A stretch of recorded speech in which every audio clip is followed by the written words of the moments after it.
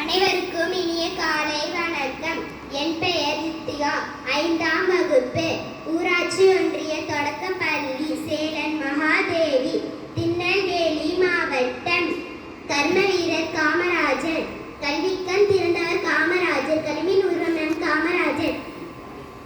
ஏழை வீட்டு பிள்ளைகளும் ஏனில் ஏற வழி செய்தார். பள்ளி எல்லாம் கிராமம் எல்லாம் பள்ளி மலர செய்தவரே. பசியோடு வந்த மாணவருக்கு பாச உணவு தந்தவரே. எளிமை வாழ்வின் எடுத்துக்காட்டு. உழைப்பின் உயர்ந்த பாடலில்